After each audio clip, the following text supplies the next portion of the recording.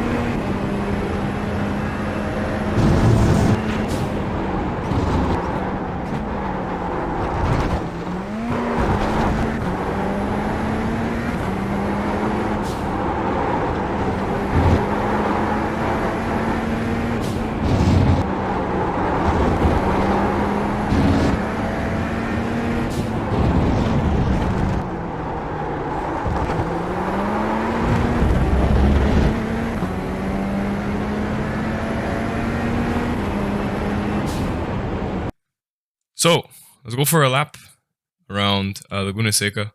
To begin with, it's very important but underrated. There's no need to be to the white line at this part of the corner. Okay, fake T1. You're much better off creating the right angle for T2 because this is where you brake hard and you draw brake hard and you downshift a lot and etc. etc. This is flat out, you'll lose 300ths, 500ths, okay, a tenth here, so what? You'll gain much more back there if you have the right angle and the right width on entry. Especially since, look, I'm aligning my car as much as I can, and even then I'm still braking and turning as I approach T1 or T2, whichever you see it. But the first real corner, brake it around the foreboard. You can use as much as the left side as iRacing allows. At some point you will get a 1X. Watch your braking, but also watch your downshift. That downshift in second right here was a bit too soon. Usually a downshift in second right about here.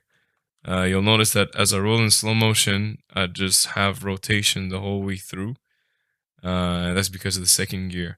If you feel difficulties in this corner, it's much better that you roll third gear and then downshift in second in between both apexes right here. And then into T3, fourth gear, going down to third.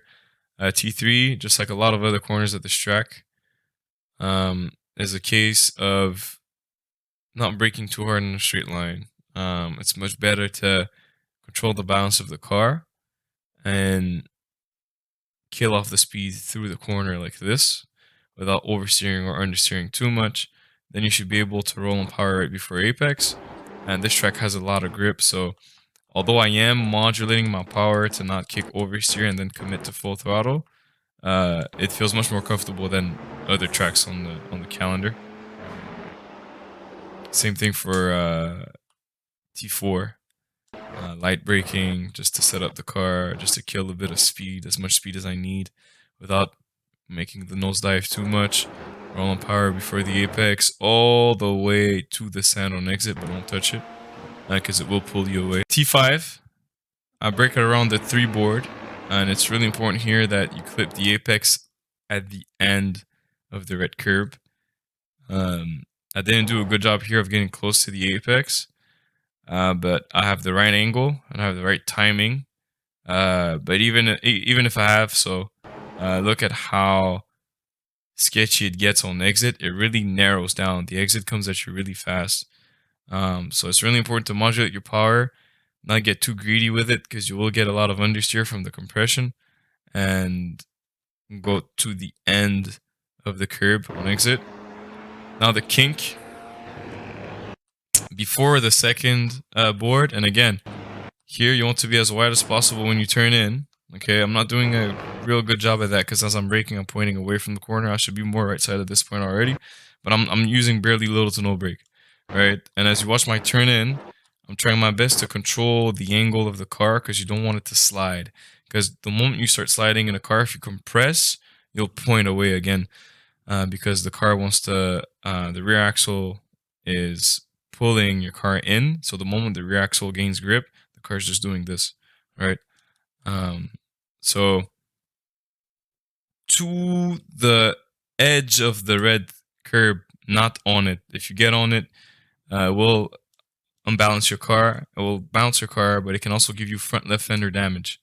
And you should be attacking the throttle before the curb to know you got it right. Little correction from the compression, this will happen.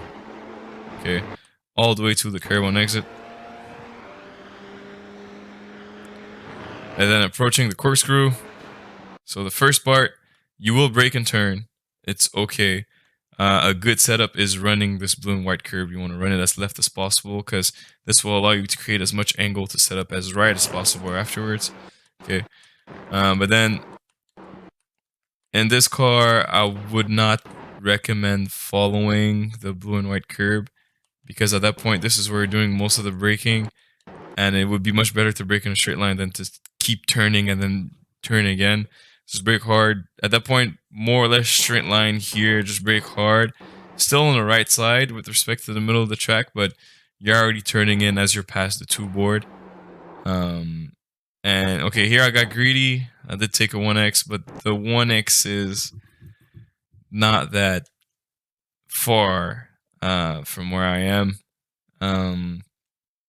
But just be careful not get a 1X here. But I am a few pixels away. I could run a very close line without telling you if I took the 1X or not, and I or yourself or anybody would almost not be able to tell the difference unless it's ran full time and et cetera, and you're used to the track and you're used to the 1X here. So yeah, so careful with the 1X here, but it's super close to the car. That's why I still kept the lap in. Because you want to be as left as possible here. You want to take as much curb as possible here because it sets you up for the rundown. And the rundown is where you don't want to take dirt. I'm still taking a little bit of dirt because I'm pushing the car, and that's okay, but it's not optimal. Okay. Now this left-hand corner right here, it's all balance control. Lifting because I want to slow the car down, and I'm putting a little bit of the brakes just to make it rotate ever so slightly, and then I'm immediately back on power once I know we'll clear apex. I'm a bit far from apex, so that's why I have to lift right here, trying to use as much tire as possible. And then the entry to the next corner, you brake before the 2, but that's another case of not braking as hard as you can, but braking just to kill off speed and also set up the balance of the car. If you brake too hard, you will either front lock up or oversteer as you turn in. And just like the kink, the compression mid apex will make you understeer to the exit of the track, and you don't want that. So if you oversteer on entry of that corner, you'll understeer on exit. That's why it's important to keep the car leveled. What you can use to your advantage when there's a compression and the car is stable is you can roll on power much more aggressively because the car won't kick oversteer as it would if it was flat. So here, it's not something you'll see often this year in the BIS season calendar, but I'm at full power and I'm still touching the corner curb. And I'm just committed to full power all the way to the exit and the last hairpin. Nice and hard braking. You can use the curb on the right side. You can use the red curb here. Just roll on a little bit of power just to stabilize the diff. And then when you get out on exit, watch your power because it gets rear end happy. And that was a lap around Laguna Seca Raceway WeatherTech.